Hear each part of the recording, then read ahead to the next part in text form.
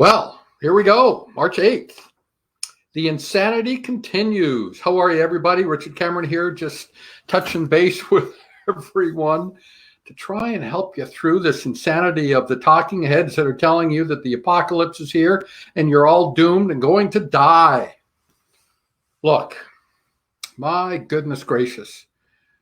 We have seen this hyper vigilance, not even vigilance, hyper nonsense. I'll just call it hyper nonsense of the media and politicians and everybody just hammering away at this thing that, again, I don't know what to make of it exactly, but I do know that when I look at the statistics and the numbers and the things that are in place that have got nothing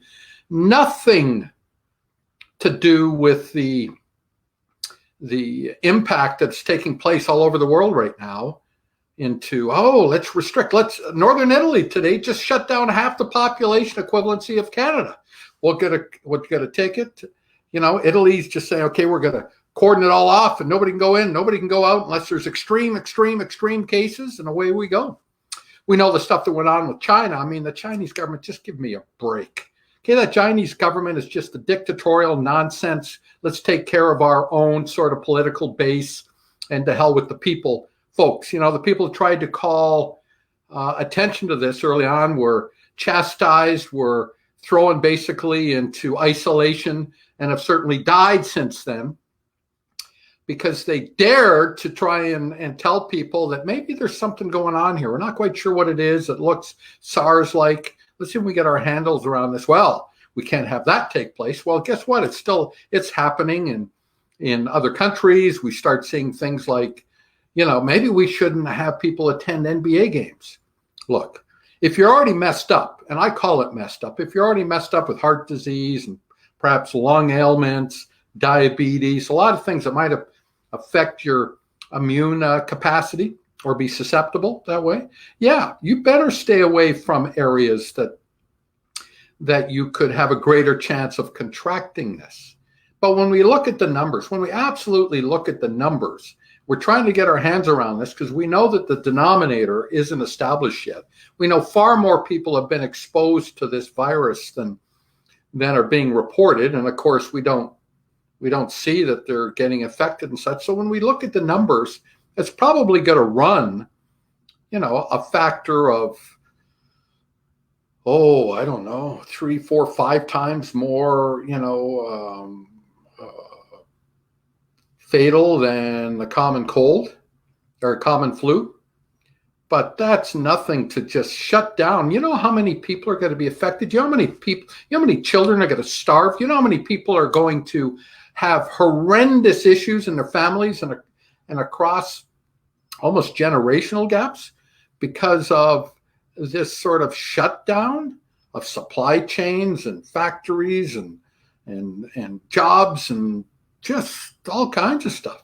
It's happening. It's like, there's no accounting for the power of the political class that says maybe I can get some benefit from this. Maybe I can take down some, particularly popular presidents or some particularly, popular industrial group or whatever it is. Just stop it. There's old saying, and this is it. I mean, that's the truth. Thoughts become things. Think about it. Everything that exists that have ever been created, from this pair of glasses to this cell phone to virtually anything that is man-made, was first a thought. Always was first a thought. Always was first a thought. Thoughts become things, but they become things here too. So my father would tell me over and over again, your own fears are your worst fears. That we can build all sorts of scenarios in our mind that just scare us. As I said, in an earlier Facebook Live, the kid can hear, the monster below the bed or the monster scratching at the door in the closet or whatever. Thoughts are things, and they grow in our mind, either productively or in a very negative way. And look, there is tremendous amounts of pressure on all sorts of news outlets and things to grab hold of a story and deliver it to you and build on top of it and build on top of it and build on top of it until it continues to reinforce that thing that was a whisper before, that becomes something so much greater. Now, if there's one positive thing to come out of this, one positive thing, it might be the realization from some folks to drink their drink, to build their well before they're thirsty. You know what I mean by that? If you get thirsty and you say, boy, I better drink the well or drink the well. I better build the well and dig it now. Probably a little late. The whole idea with this is maybe people are starting to figure out that maybe they better be, a little bit ahead of the game. Be healthier, having a robust immune system. One at least that operates at an optimal level, not degraded.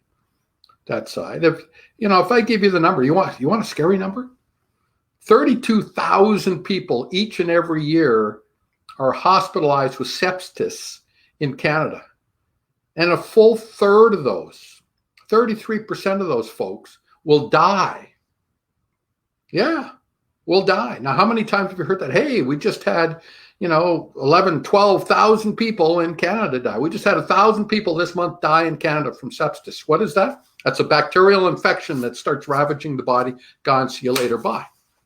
In fact, death from sepsis surpasses that from people that are admitted with heart attacks or stroke. 1 in 5 people are admitted with stroke in Canada will die from that event at that time.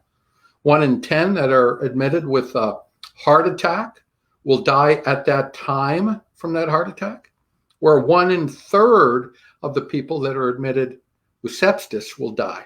So let's see.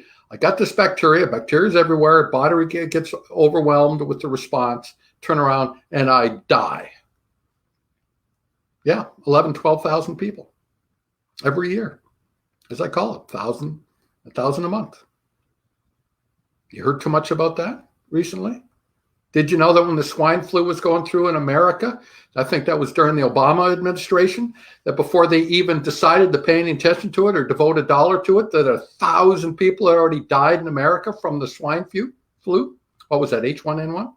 Did you know that? Probably not, because that hasn't been pointed out in the media, but it's the fact.